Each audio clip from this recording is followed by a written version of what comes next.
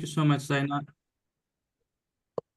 Perfect. Thank you for joining, everyone. I can see people have been introducing themselves, so I can see, yeah, lots of people: Hannah, Emily, Monique, Adirun, Carla, Sira, Eleanor, Amy, Claire, Sam, Hannah, Debbie, Claire, Tina, Paula. Welcome. That's really great. So many people are interested in co-production, which is amazing. Wow. Thanks so much for introducing yourself. Let's give it a start because we only have 1 hour, and I know this is lunch hour, so some of you may be taking your lunch as well. Really appreciate taking your time to join. But yeah, please do put in those introductions. That would be great to see and have a look at those later on that. But my name is Yusuf Çiftçi. I am co-chair of City of Sanctuary UK, so I'm a trustee at City of Sanctuary UK, and I've been working with amazing colleagues in the City of Sanctuary UK to prepare and talk a bit about how we involve people with lived experience in the best way possible in our work. So Zaina has already introduced herself. So Zaina is going to be kind of talking a bit about the Sanctuary ambassadors as well at some point, and there are other members of the team. Hannah and Courtney are also among the participants here who is going to be supporting. So let me share my screen and then we will start. We are hoping to have enough time for questions and answers at the end. So if you do have any questions or any reflections, anything that you came to your mind, please do put them in the chat, and then we will monitor those and we will talk a bit about those in the question and answer session towards the end. But please bear with me for a moment as I try to share my screen now. Just a second. And if I can get a thumbs up from someone just to say, yes, it is working. And yeah, perfect. Thanks, Courtney. That's great. Perfect. So we are calling it co-production training, but it's really talking a lot about how we meaningfully work with Sanctuary ambassadors. How do we actually value that lived experience, and what are the things that we can really do from day one? If you don't have any resource, any capacity, what are things that you can do to start involving people with lived experience in our work, in our projects, in our communications, in our activities on that. Really, we'll talk a bit about the value of lived experience, the principles of then different participation activities as well. And we will have a case study about, actually, we will hear from Zaina about how we, how in different ways we actually involve people with lived experience in our work on that. And hopefully we'll have a question and answer to talk a bit about, to hear more from you as well on that level as well. Some of you may already seen this question from last year's co-production quiz, but I start with a photo quiz. So I'm going to ask you, what is wrong with this picture? If you can put it in the chat, what you feel is wrong, that would be great. Great, a lot of people already said that no clock. Yeah, clock face, no Big Ben, the clock is missing. Great. Some alternative answers in my previous sessions are actually the weather is wrong, because it's not always like this. It's rainy and dark and gray. Or some people also do say that the building, not the building, but the people inside the building is wrong. But hopefully in the last week, we've seen a change in the government. We will see there is some hope, right? There is some hope in the future. At least the Rwanda Act has been scrapped, which is, like, I think, a big celebration point. The last 6 months has been quite gloomy, quite fearful.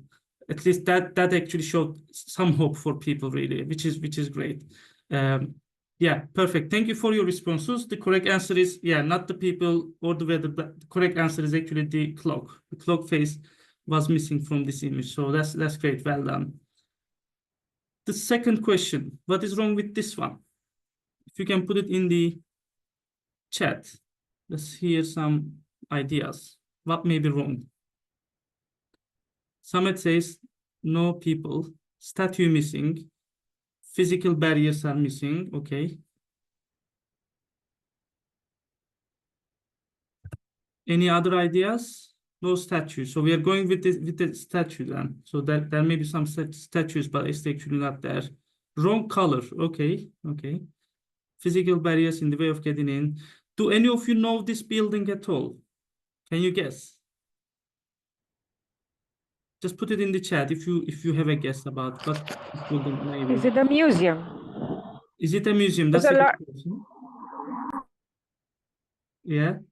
It Greek flag. Is that a Greek flag? I'm not sure actually if that's a Greek flag. Some suggestions around British Museum. Okay, I'm gonna reveal the answer. I don't think we've got the correct answer at the moment from. We've got a correct answer from Izzy actually. The dome is missing. Well done, Izzy. I'm not sure if you've seen this photo before, but this dome is missing from this picture. And this is the Palace of the Argentine National Congress. So if you're not from Argentina or if you haven't seen this building, it's pretty much difficult to find out, right? So that's all fine. But we didn't see that in the first question. In the first photo, immediately there were so many responses saying that no clock face. That's wrong. We know that, right? Because we live in the UK, we've watched the news, we've been that in Big Ben, we've seen that building. We are very familiar with that building, the Westminster. But this is not something that we are familiar with. So we struggled a bit about understanding what may be missing about this on that. So this actually tells us, just this photo exercise tells us a lot about lived experience. People who are living through the asylum system, the protection system, they are very familiar with it. They know ins and outs of the system. They know how they feel when they see a brown envelope coming into their door, or they know how they feel when they go and report the immigration officers the fear of actually kind of what may be the result of that as well. So they know ins and outs of the asylum system. That's the value of lived experience that you cannot actually learn a lot about while researching or reading books and doing needs analysis forms or other bits as well. So what we need to do is actually we need to untap into that lived experience and expertise. We need to understand that, value that, and work with that lived experience to make sure that whenever we do a new activity or develop a new service, we should actually work with that lived experience, embed that lived experience, center that in our work. So we actually make better services, we make better activities led by people, not just being done to them. So hopefully this exercise gave a bit of like really why it's important that we should actually work with people with lived experience, with sanctuary ambassadors, because they are the experts, because they know ins and outs of the system and everything about this protection system in the UK. And it's very worthwhile and valuable for us to actually work with them on that. But let's come to co-production and what is it? What is it on that? So there are a few definitions here. Co-production obviously is not a concept just for the refugee and migrant sector, in health sector, in homelessness sector, in different sectors. It's been very used. So these definitions are coming from some different sectors really on that. But the first definition says that involving service users in consultation and working together from the start to the end of any project that affects them. It's an important definition. Sometimes we just like involve people, but at the later stages of a project. We have made a lot of decisions already in a project, but we bring them at the end saying that, okay, what do you think? And then they say yes, most of the time. And then that doesn't mean that you're actually involving that lived experience. It's important to start any project or activity early on with people with lived experience on that. The second definition talks a lot about creating a decision or a service. So again, it's all about creation and making decisions together, how you make decisions together with people who are using your services, who are in your community on that as well. And again, this is kind of like a value-driven principle of actually service users are the best people, as we've seen in the photo exercise now. They know the ins and outs of the system, so they are in the best people, best place to contribute to a new project or campaign or a new service. And the last definition is also very important, sharing power to plan and deliver support together. We need to address the power dynamics in all of the work that we are doing. There is an undeniable power if you are working in a big charity or if in a small group, a community group as well. So when we bring people with lived experience inside, there is a lot of power dynamics there as well, because they may have received some support from you. You may be on a powerful situation. So we need to think about like, how do we make sure that we remove the power barriers and we bring values into the table. We remove our role descriptions in a project, but we bring skills, insights, and values on the table and actually everyone on the table, people with lived experience and staff and volunteers or trustees in that table are equitable and reciprocal partners. So everyone is equal. They just bring their insights, really. So we need to remove those power dynamics as well to make sure it's meaningful. Otherwise, it can be tokenistic. It could be, you bring people in, you ask them to do things. But if you don't address that power dynamics there, people may feel like, yeah, they're contributing, or they may be just a lip service that they've just been involved in the project just for the sake of involving in that area. But yeah, just to start a bit of conversation about the definitions, really, these are important elements of any co-production activity in this sector. I always refer to this participation ladder to be able to understand a bit about co-production in a better way. So you can see this is a ladder of participation. There are different categories of involving people in projects. If you look at the bottom part, you will see coercion and educating. These are things that you do to people. So people are not that engaged and involved in an activity. You have a service, maybe you just deliver them. You don't involve them at all on that. Education, for example, coercion, you try to fix people, and the people are very passive. So sanctuary ambassadors are very passive in that. You have a lot of power. You actually make things in that way. If you come to the middle range, you will see in the orange, informing, consultation, engagement. These are things that you do for people. So people started to be engaged in the process. Maybe they actually share their ideas about a project, a research project. You do interviews, focus groups with them. Or you do some engagement activities like a report launch event where you involve people to share their views or they share their story in that as well. So they're a bit involved in the project of whatever you are doing. Now, it is still not at co-production level. You still have the power here, more power than sanctuary ambassadors, where you make decisions. They just contribute to decisions, but actually at the end of the day, it's the staff or volunteers or whoever from that organization is making the decisions. So an example is you send a survey to sanctuary ambassadors. 15 of them completed that. So they actually share their ideas in that survey, but in the boxes that you created. And then it is you who actually look at all the findings, make sense of it, and create recommendations. So people are not involved in those stages of making recommendations or analyzing the findings of the survey, or even creating the survey questions as well. So if you actually work with people to create the survey, send the survey, get the feedback, and again, work with sanctuary ambassadors to analyze it and create recommendations, then you would actually come towards up in this ladder of participation towards co-production on that. So at the top, you see co-design and co-production, where this is where we want to kind of achieve. It's an equal partnership, reciprocal partnership. Everyone is actually joining with their values and insights and knowledge on an equal manner. It's not easy to achieve that, really. It's really it does involve a lot of time, consideration, capacity to make sure that we address all the participation barriers and make sure that people are effective partners to be able to co-produce things with us. This ladder of participation doesn't mean to say that actually if you are doing informing, if you're in this stage, doesn't mean that you are doing wrong. Or if you are in the educating part, it doesn't mean that it's a bad thing, really. It is a journey. So you start maybe from informing, and towards later on, maybe you have a bit more capacity and you can do more engagement and co-design and co-production in the future. So there is one rule in co-production that I always hear from other sectors as well. Start small, right? You don't need to do co-production from the first month. You don't need to achieve that really meaningful.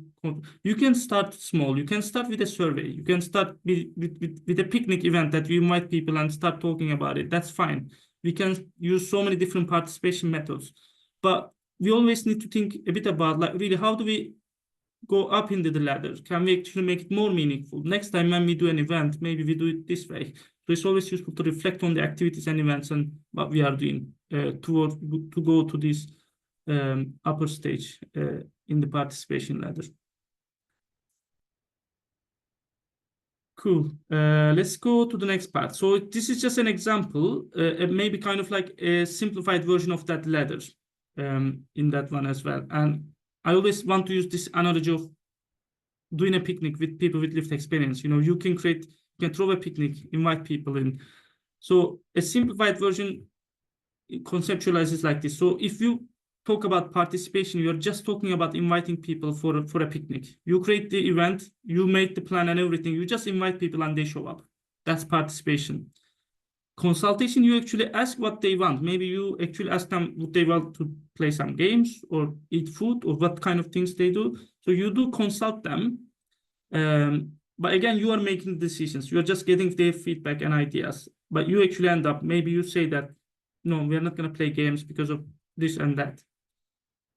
Engagement, you actually start engaging them a bit more. So maybe you ask them to bring a dish or bring games, so they're more involved in the activity and making decisions. But when it comes to co-production, you involve them early on. Even the conception of the idea of a picnic, maybe you actually decide on, okay, what activity we should be doing, rather than just saying a picnic. Maybe they want to go to cinema. Maybe they want to go to do a different activity rather than a picnic.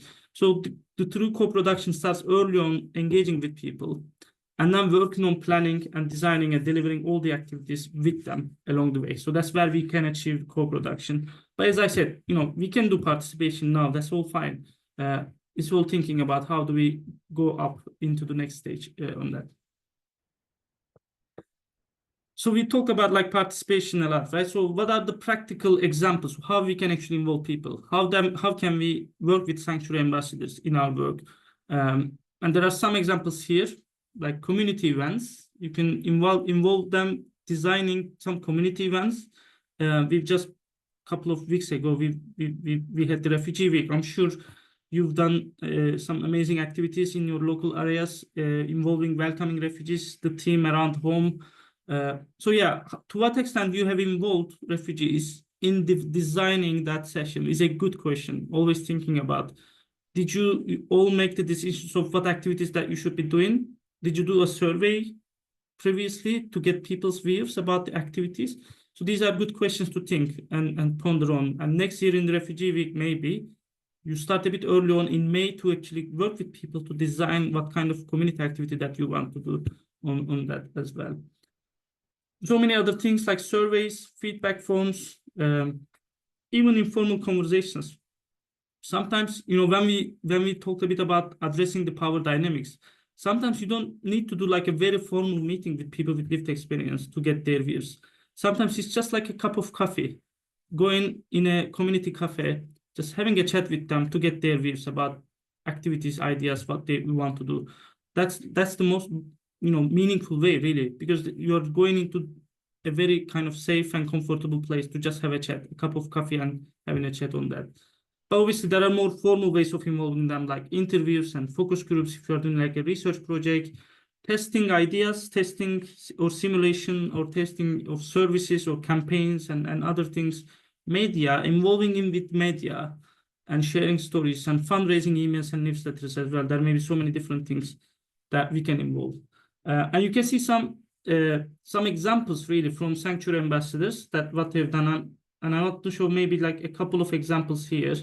And you may be in the call anyway, but I'm just gonna play this very powerful video. Sanctuary seekers deserve love, care, respect, and dignity. Would you help me to speak up for sanctuary? Perfect. So this is, you hopefully you're all aware about Speak Up for Sanctuary training program. So this is like an informational material, a video led by a sanctuary ambassador, inviting people, come, let's talk about sanctuary on that. How powerful it is when it's coming from someone with lived experience who have been designing and engaging with this process as well. Let's watch another video. I'm going to make it bigger. Learning new things, visiting new places, meeting new people, greatly helping with my life. I love to keep myself moving. Sometimes I go to the gym to do some weightlifting or yoga or some stretching. Moreover, I spend some hours a week in nature. I like to do grounding, get connected with Mother Earth, get fresh air and breathing deeply, and just enjoy life. And then being thankful for all the things that I have in my life. I meditate, pray, then I try to declutter my room, declutter, clean up, and reorganize my space. Then I call up a friend to encourage them, pray with them, and by so doing, I feel much better, and it helps to balance up my mental health. My mental health matters. Letting you think. Great. So such a powerful video to talk about mental health awareness, right? Coming from people with lived experience, and we know a lot of sanctuary ambassadors, they do have mental health issues with so many things happening in this country, but from their home country as well. You know, this is coming from people who are in and out of that system, in and out of that, you know, space of mental health, well-being issues as well, where you could actually go and share a very powerful message on that. Again, I've just shown some videos. There may be different versions, obviously, of how we involve people, focus groups, meetings, co-production activities, and others. But yeah, there are examples that you can see on the Twitter and other places as well. These are some of the ideas really on that. But can I just kind of ask to the group and everyone really, like, are there any other examples that you have recently done? Maybe Zaina, you can start with sanctuary ambassadors. And if anyone else who would like to share, like, what they've been doing with sanctuary ambassadors recently in terms of, like, how do they involve them in activities, community groups, and others? Yeah, thanks, Yusuf. I will invite everyone to use the chat box to use their type their examples, please. For now, I would say yes. Very much recently, we started to invite the sanctuary ambassadors to co-host all our webinars. So as you can see from the Anne's Twitter video, she's inviting the audience to join the sanctuary, the Speak Up for Sanctuary webinar, but also she will be one of the co-hosts. So this is, again, another example of co-production work at City of Sanctuary UK. But you are very much welcome to use the chat box to share your ideas and your examples from your own work. Thank you. Perfect. Yeah, if anyone else would like to share how they're involving sanctuary ambassadors, that would be great. But I can see Les mentioned volunteers at youth club as youth support workers or family support workers. Yeah, so sanctuary ambassadors actually working in the youth club, supporting yeah, families and young people, which is great. Niloha tells coordinate a new mental health project. Great. Co-produce a new mental health project. Duygu mentions Norwich Sanctuary Ambassadors Project. We work under the health stream, involving healthcare researchers, sharing lived experience in healthcare lectures, and influencing the healthcare policies. Great, amazing. One of the ways that, you know, you can make it more meaningful is actually having a team, really. Like, if you have a sanctuary ambassadors group that they're really passionate about one specific topic, it could be accommodation, it could be right to work, it could be like health access. That's actually kind of, you know, creates sense of belonging to a group where you can actually do like consistent activities where you can develop confidence levels as well. That, yeah, thanks to you for sharing. Steve, co-opt officers for different roles onto our steering committees. Great. Running focus groups, Emily mentions with asylum seekers living in the borough. Zarin talks about experts by experience being commissioned to work in a support service for Ukrainian refugees. And yeah, Lamis talks about sharing stories. Claire talks a bit about parent using the center, schools of sanctuary work. Yeah, involving in the schools of sanctuary work with teachers, sharing experiences. Yeah, great. I mean, think about visiting a school and speaking to, you know, students. It's much more effective when someone with lived experience goes and tells about, you know, what is a refugee, because they see an example of a refugee that's speaking to them. It's not something like someone else talking on behalf of people. And I visited some schools as part of the Schools of Sanctuary, and it was so meaningful to actually kind of speak from my experience as a refugee to tell them, actually, I am a refugee, you know, anyone could be a refugee, and how powerful it is on that, really. There's so many other good examples. Thank you so much for engaging and sharing this as well. That's really, really great. There's so many advisory groups, ambassadors. Yeah, amazing experience. We'll look at the chat later on and kind of celebrate those as well. That's amazing. I mean, it's very clear that we are already involving people. We are already actually kind of engaging with people, which is great. Like, that should be the given anyway. Always thinking about co-production principles. in this involvement, in this engagement, to what extent we've actually kind of used those principles, thinking about, have we involved them early on in the project? And then towards the end of the delivery. So Zaina gave a good example of, you know, sanctuary ambassador and being in like doing this introduction video, inviting people for the training, but also co-hosting, delivering the training as well, and hopefully making sense of, you know, how many sessions, that analyzing the next steps of that program as well. So that would be kind of very useful to continue on that. Great. We have another slide before we go to case study. So it's just an example of how City of Sanctuary UK is kind of developing a pathway of involvement in the charity.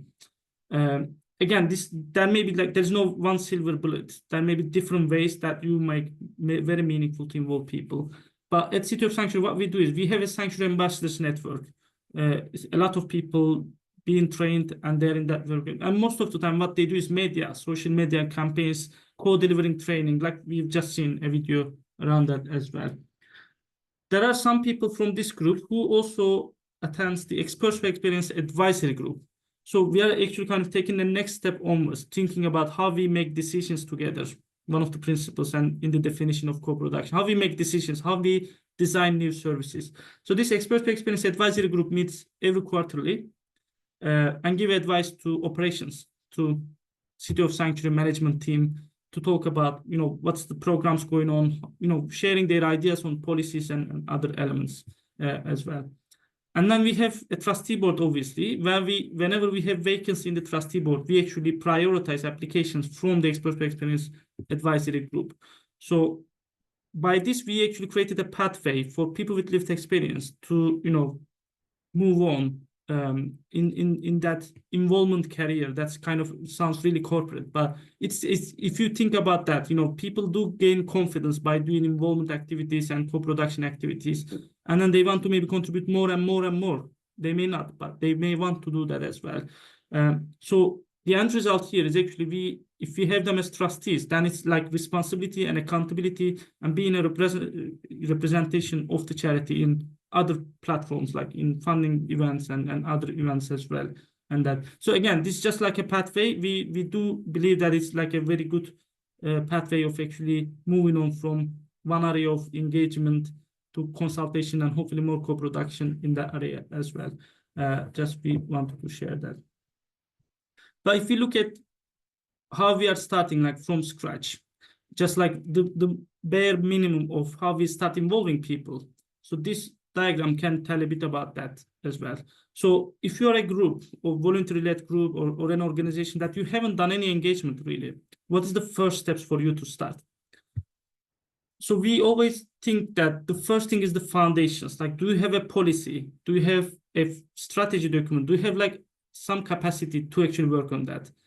Doing co-production, participation, and engagement is not easy if you don't have capacity.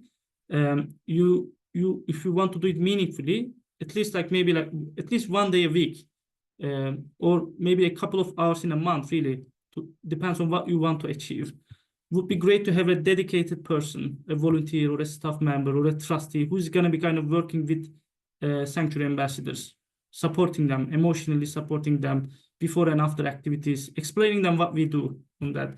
So that is very important. You know, before we actually do something, we just need to kind of create a bit of like a rough plan about, you know, what do we want to achieve? What do we want to do by involving sanctuary ambassadors? And is it meaningful? Is it purposeful? We want to follow up on the activities that we do. You know, as a small group, if you don't want to work on accommodation in the future, in terms of accommodation advocacy and other bits, it's important to maybe kind of not to raise expectations to sanctuary ambassadors that, you know, we are going to do a lot of advocacy on accommodation on that. So it's important to think like, what's the limitations as an organization that we can actually continue on that. The second element is recruitment. And when I say recruitment, it's not for a job. It's actually involving people for projects, for ideas, for networks, for what you are doing on that level. It's important to involve people who are genuinely interested. Some people may be at their earlier journey about their asylum system or language or confidence. Some people may be like more confident and directly they can go and do a podcast, for example, talking about refugee issues on that as well. So it's important to think about like that level of, you know, readiness for doing co-production and involvement activity as well. And also it's important to recruit people with relevant lived experience to the activities that you are aiming to achieve. I give an example of accommodation advocacy, for example, in your local area. So it makes sense to actually involve people who have lived experience of staying in an accommodation in a hotel to involve in a project if we are going to do an advocacy around accommodations. Just an example on that. And then the next element, once you actually involve people in induction, training, making sure that capacity are built there. So people do need, you know, a bit of a background information about what you do as a charity, what you do as an organization, what are the things that you aim to do, and training about that thing. Like if it's an advocacy activity, we should have an advocacy training. What is advocacy? Who are the powerful people that we need to reach out? Who is the government? How the government operates here? Sometimes we just ask people to come and, you know, oh, we are going to the Parliament Square, we are going to talk about refugee issues. It's going to be a fun event and we will, you know, uphold the right to asylum. And people do come to those events. But if you actually given them a training about what the government is, what are the people doing inside that government, how we can affect change, how we can actually speak to an MP, that training is important. And sometimes we don't provide that, which is not good. I think we should actually kind of provide as much information as briefings and information and training to people before activities that we are involving them in.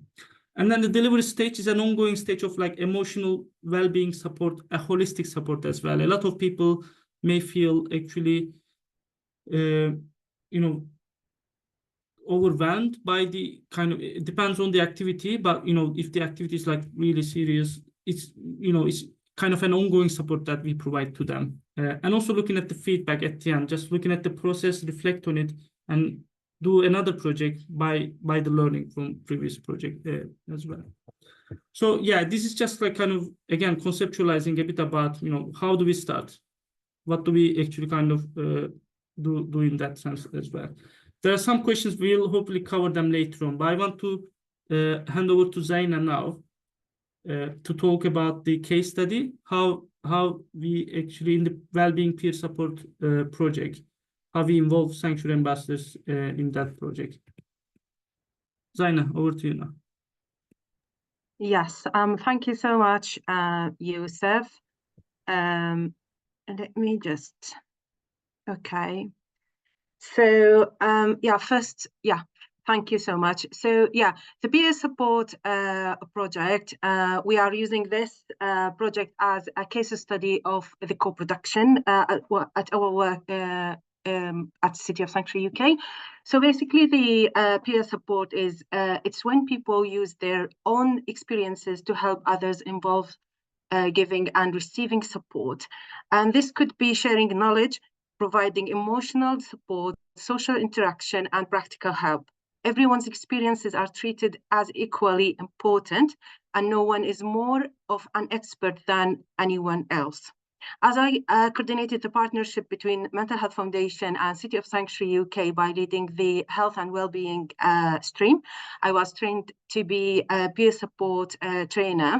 And during that role, I trained sanctuary ambassadors to be peer supporters.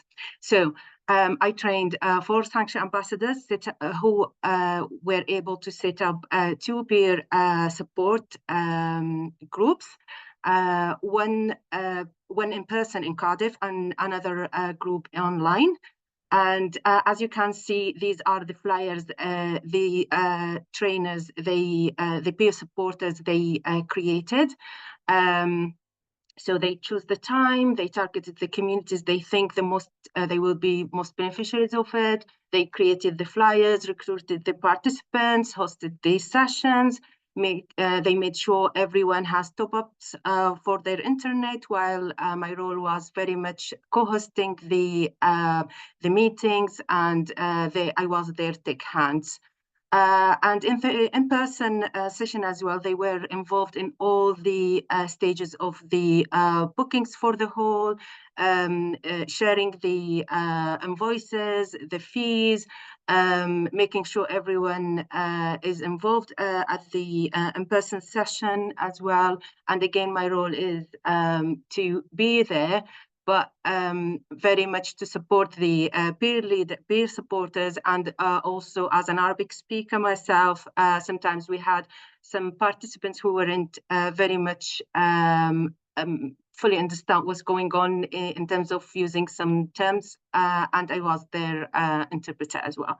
So again, my role was to support them. And we had this for 8 weeks, and we empowered, so basically the sanctuary ambassadors, they empowered the people with lived experience, they motivated them and built that rapport. As you can see now from the shared screen, these two of the shared notes from the well-being from the peer support projects. So the first one was in person, where everyone celebrated their cultures and multilingualism, writing in their own languages, what does that mean to be welcomed in the UK in their own language. While in the other one was the online session. Again, everyone shared what does that mean to be, what does the word belonging mean in their own language, and to each one of them. Yeah, I'm very much happy to follow up on this project and other work later on. So my email will be in the chat box shortly. But here today, very much to give you an example how to involve people with lived experience in producing projects and initiatives. That's amazing. Thank you so much, Zaina, for the great work, really. It's such a great example, isn't it? Like, you actually work with people with lived experience to create flyers, to invite people, to deliver the sessions, and do everything with them, really. And Zaina mentioned a lot about, top up, for online sessions, top up on their phone credits and invoices and fees and everything. We didn't talk a lot about participation barriers in this training, but there is a lot. So like childcare, Wi-Fi. Do people have Wi-Fi to join online meetings or not? In-person meetings, like if you are actually inviting people in, do they have actually money to pay for travel? I know people that I invited for co-production events, and they were actually getting money from their friends to take the bus to come. And then they were actually relying on me giving the reimbursement on that day so that they can go back home. Like, some people are in those situations, really, that we need to always think about that barriers and how do we address those barriers to make sure it's a meaningful co-production activity as well. But yeah, thank you so much, Zaina, for sharing the peer support wellbeing project, which is a great success, I know. Let's close the slides now and have a bit of like a question and answers. So I know that there was a survey that some of you have already put in some questions, so we can cover those as well. But yeah, if there are any questions, please put them in the chat or raise your hand, and kind of just have a conversation about really how best we can involve sanctuary ambassadors in our work. While you are putting the questions in the chat, I'm gonna look at the questions that from the survey and maybe start talking about them initially. Yeah, there is one question from the survey that says how to reward contribution appropriately and not to be tokenistic, which is actually a $1 million question. It's a big question to respond to, but we should value people's contribution, right? So that's a given. We need to value people's contribution, materially or otherwise. So there are ways of doing that, and at the moment we are working on a policy on how we actually reimburse people, thank them via vouchers, or thank them with payments to their bank accounts, or in different methods of doing that for co-production activities on that. But it doesn't need to be always money. It can be access to networks, access to training, I don't know, some other activities, meeting with others as well. Zaina, Did you want Yeah, to say? actually, for the peer support project, one of the trained sanctuary ambassadors, she asked for a certificate. So always it's open for them to ask them what they want from to be awarded with at the end of the project. So that's again, this question will tick one of the boxes of the co-production is for them at the end of the outcomes of this project. Yeah, definitely. That's a great example. So people do like maybe certificates or something to write in their CV so that they can use that in their university application or job application in the future. So what my advice is really to have one-to-one chats with people. How do they want to be recognized? You provide the options, obviously depending on the resources as well. You may not have funding to provide payments, which is fine, but we need to make sure that there is something that we can do to people, to thank people on that. They are experts by experience. If we actually go and find an expert, a consultant, we are actually paying a consultancy rate of how much? £500 daily rate, possibly 300, 400 pounds. But when it comes to experts by experience, they're also expert. We treat them as experts, but we actually don't do anything to thank them most of the time. So it's important to do one-to-one chats, discuss like what's best. What are they looking to in the next 5 years? Are they looking to apply for a university or a job or making networks? Maybe we can help in that way, really. One-to-one. If you do one-to-one, you will understand more about their aspirations and futures. And then you could actually kind of come up with opportunities that you can share with them as well. But that's a great example, Zaina. Thank you for supporting that. Another question from Christy and Joe. What advice do you have for language barriers? We often find it a challenge to communicate with our local sanctuary group and build relationship. Great question. Thank you, Christy and Joe, for that. I think we mentioned a bit about that at the recruitment stage. So it depends on what you want to achieve. And I do believe a co-production project shouldn't be just like, okay, let's have a group of people, have fun together. You need to make decisions together with this group. You need to have a bit of a plan. What do you want to achieve? So in Zaina's case study example, the aim was actually to reach out to people, talk about well-being, giving them training about how they can actually self-care, keep their. So that's the outcome and objective that we are trying to do. Then you actually go and recruit people based on your outcome on that. So obviously we need to be inclusive. We need to be diverse in our co-production activities. And when we say diverse, it's not just geographic location or nationality, but we need to reach out to people who have further barriers to participation, who cannot speak language as well. So I do agree with that. In my experience, what worked well is actually to involve people who don't speak English together in the projects, and maybe separately from other people who can speak English as well. The dynamics are so difficult to manage a group of people in a co-production project where some people, they really know how to speak English and they're maybe like the dominant voice because they can speak English, but there are so many other people who cannot speak English maybe, who are not confident enough, and their voices are not heard.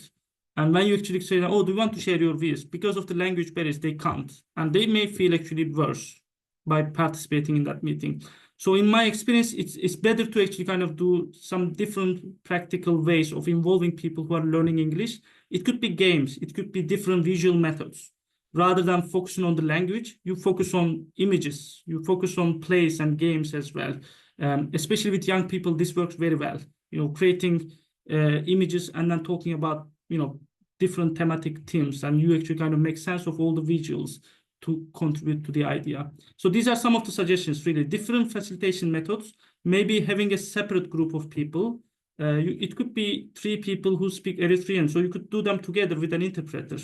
Or if you know the language, like Zaina gave an example of Arabic language, that actually works well. If you know the language, you could go actually kind of do that activity in that way. I hope this is useful, Christy and Joe, but thanks for putting that question. Very important one. Lamis? Yes. Hi, Lamis, Norwich Sanctuary Ambassador. Actually, when we talk about language barriers and the future aims for sanctuary ambassadors, because all of us have aims and goals in the future.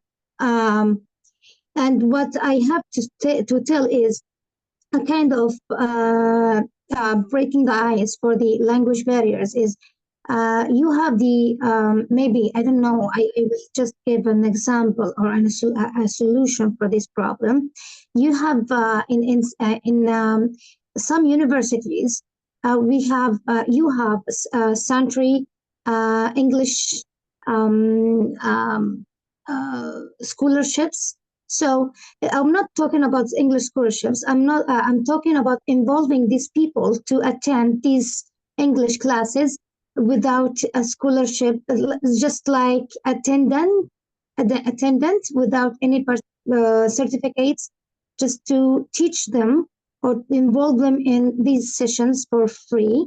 It is a good solution to break the language barrier, and it's for free, so they can invited to attend these classes, but without any certification. So it will help them to improve their language, and in order also they will gain a good experience how to be in a university in terms of they wants to complete their university or higher education later on.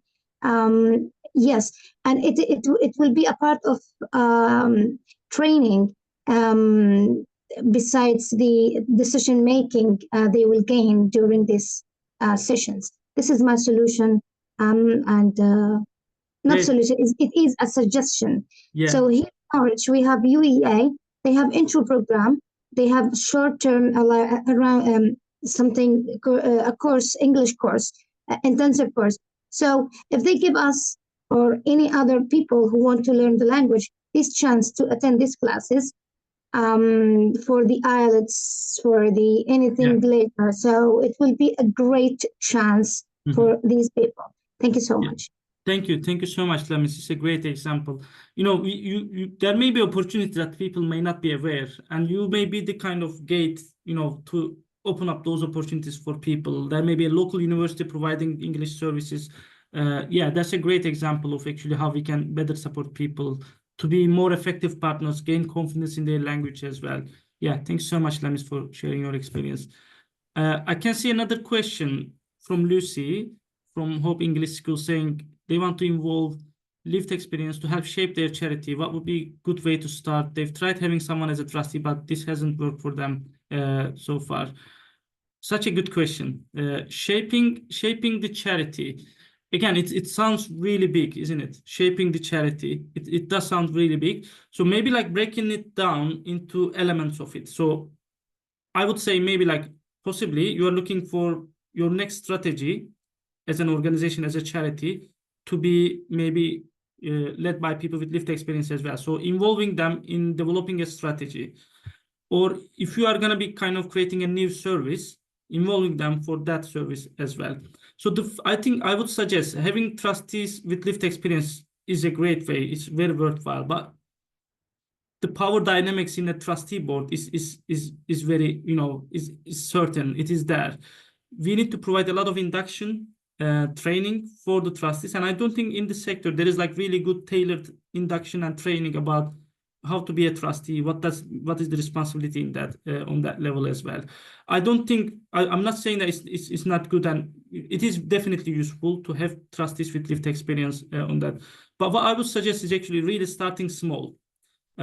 If there are people who already express interest to volunteer with your charity, support you, maybe creating an advisory group of 4 or 5 people, training them up about what you are doing as a charity. Most of the time, people don't know actually. They only know one kind of service, but not the other part, like the comms, for example, or they don't know about the advocacy services, for example. Just really introducing your charity to them, inviting them for your staff meetings. I know City of Sanctuary is doing that. Inviting them for your staff meetings so that people are actually exposed to the conversations that you are having, the new projects that you are having. So the more they are familiar with your charity, they are going to be more effective partners and share their ideas with yourself. Inviting them for summer parties, winter parties, you know, staff, often they do have this well-being parties that they come together. It's, you know, it would be great to kind of have them along those spaces. The best conversations and connections I've seen in my experience is actually over a dinner, over a meal, where people with lived experience and staff sharing meal and talking a lot about what you are doing and other bits. So I would say maybe like a subtle, slow approach to gain confidence for people with lived experience, but then more formalized ways of actually, you know, what you are doing. Is it a strategy? Is it a new service? Is it a new funding application? Then introduce the idea to them, involve them, give them the training, and then actually kind of do the decision making together in that funding application and moving on. That has worked well, I think, in my experience. Yeah, and this is exactly our route at City of Sanctuary UK to become a trustee as a person with lived experience, is being, first of all, a Sanctuary ambassador, and then being involved in the advisory group. And then if they are showing their interest in being a trustee, they are very much welcome. Yeah, I can see Liz's hand, and then Malka. And we have just 7 minutes. We need to be... To be fair, mine is quite quick because you mentioned all of them. I used to be an English teacher, and at our project, we used all of those. We got the volunteers to help with comms, to come to barbecues, spend time in staff meetings. But the other thing we did, for those who had an aptitude, I trained up teaching assistants, and then they became teachers in their own right. So if it's an English language teaching school, think of that route as well. That's amazing. That's great. Yeah. Thinking about like future next steps for them, that is going to be useful. And I think we should think of, you know, co-production is a reciprocal activity. You know, we just don't, we receive some support contribution from them, but what are we providing, offering them? So it could be opportunities like future career prospects like this one, becoming a teacher assistant in the future. Thank you so much, Les, for that. Malka, I can come to you and then maybe we can have a look at the questions in the chat as well. Yes, Malka, I can hear you. Hi, everyone.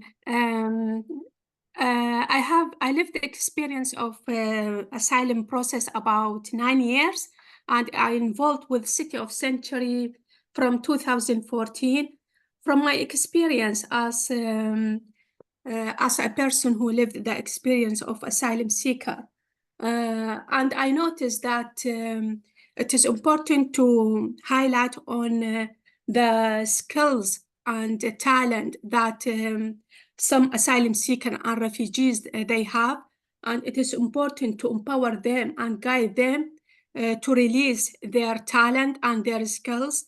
From my experience, I worked with many groups that working for asylum refugees and asylum seekers, and I led many poetry workshops with the asylum seeker and refugees to help them to release their voices, to share their stories.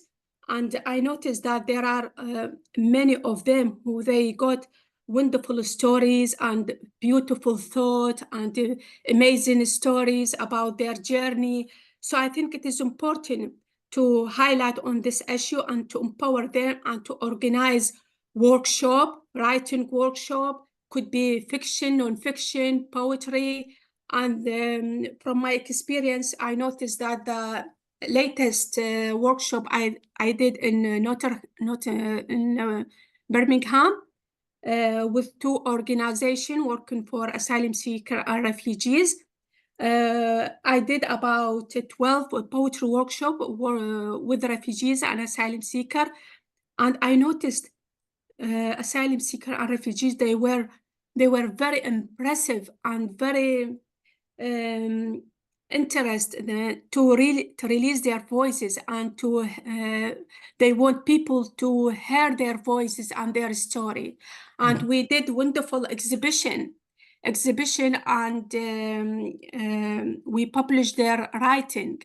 So I think this is a great opportunity for both, for the audience, to people to know, to hear this talent, to hear their stories, and also important for refugees and asylum seekers to release their voices, to guide them to show their positive side, their talent, their skills.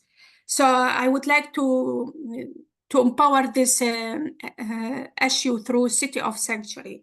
Thanks. Thanks, Malka. Thank you. We do have, I think, the last question, or so it's from Christiana. She asks for sanctuary seekers can be dispersed in so many different areas regarding to the Home Office, how we make sure that their participation is with this challenge. So, yeah. Yeah, that's a great question, Zaina.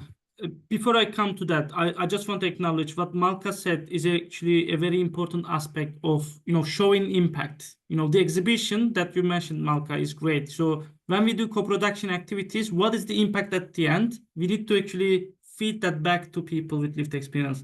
If it was a funding application, you work with people, you've done the application. If you get the funding, you need to go and tell them and celebrate that. So oftentimes we miss that element of like celebration, regardless of the outcome, but we need to celebrate the co-production so that people see value of participating and on that as well. But yeah, thanks, Marka, for that. Yeah, I was going to answer that question. Christiana, thank you so much for asking. So a lot of people, they could be detained in the next day because of the hostile environment and everything going. They could be dispersed to another city. So how do we do that? We are a local organization trying to do co-production on that. It's a big challenge. It's a big challenge, and it's useful to be kind of from the start of the project or activity, what you are doing, it's useful to be clear really on that. Most of the time, the suggestion is actually if people do need their casework support at the moment, if they're still dealing with their immigration status, it may not be the best time for them to involve in a co-production project. Again, there are different ideas on that, but people are in the asylum system for a long time. We just need to work with them actually on that time. We can't wait for them to finish and get their refugee status, obviously. It's not to say that we don't work with them. But in the other sectors, especially like mental health sector and other sectors, that's kind of like one of the suggestions of co-production. If people are still at the healing stages, maybe it's not the best time to actually involve them. Maybe later on, once their casework needs have been completed, then you involve them. That's kind of like the general suggestion to the co-production concept. But in this case, it's just, I think, really need to be clear from the beginning, saying that, if things happen, if you are busy, if you may have like immigration applications, that's fine to continue with the project. Sometimes people do feel like they have to join the projects and meetings and spend their time, but they're dealing with so many different things. So flexibility is really key. Giving them chance to withdraw from any activities at any time. I'm going to give an example. So there is a roundtable event. So someone with lived experience is going to be opening the event, for example. But if they're not feeling well on that day, maybe they received a letter from Home Office that, they're not feeling well. So it should be okay for them to withdraw and say that, you know what, I can't come to this event. I can't speak in that event. And that should be fine. So we need to be prepared to like, who is going to speak if they can't join. So we need to be like really flexible, give people the chance to withdraw from any activity on that. But if they moved on to different area, we are in a digital world really, like, can we actually involve them on Zoom, on online matters, via email? There may be so many different methods of involving people in projects. So I think it would be useful to kind of keep connection with them if they move to a different area, a dispersal area, and still involve them in the project. Or having an honest conversation, if it's not going to be meaningful, maybe actually they will not continue with the project, but you will still share the feedback afterwards with them as well. So sometimes we just need to be like honest and clear. And that is something I always ask people with lived experience when I involve them in projects. I ask them to let me know if they are busy and if they no longer want to continue. They need to kind of say that to you so that you should know actually that, okay, they can't contribute because of so many things that they are going. Some people with employment applications and other applications. It's important to kind of give that flexibility to people, I say. But it's a very great question, Christiana. Thank you so much for highlighting that question. I think we are run out of time now, so 1 minute past. We were going to do a bit of like 5 minutes activity about what should be the next co-production session should be. There's no time for that, but if you can put it in the comments, or hopefully maybe we can send a survey, a follow-up survey. In the survey, just share your ideas about what should we do, what should we discuss in the next co-production training. So today we discussed a lot about how do we start, how do we address barriers, what is the concept. But if there are questions around, some specific aspects of involving sanctuary ambassadors, we can design the next training session, maybe hopefully later this year in autumn or September. So we can actually co-create the next session and we can do another good session like this one. But thank you so much for spending your lunch hour with us. Thanks, Zaina, for your contribution. Thank you so much for all beautiful comments and sharing your ideas and experience. We are engaging people. We are doing it, but always thinking about how best we can do that next time. How meaningful, how we can be more meaningful next time, really.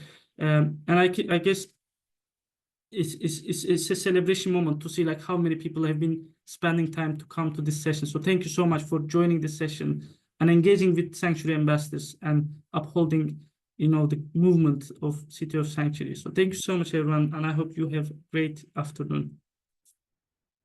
Bye, everyone. Thank you. Bye. Thank you. Bye. Bye. Thanks so much. Bye. Bye, everyone. Bye, everyone. Bye. Bye.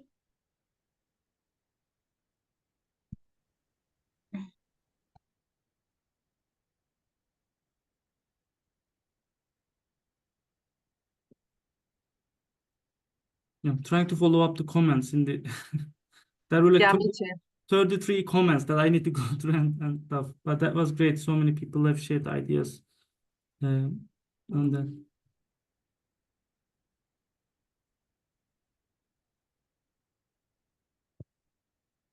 Should we do a bit of a debrief?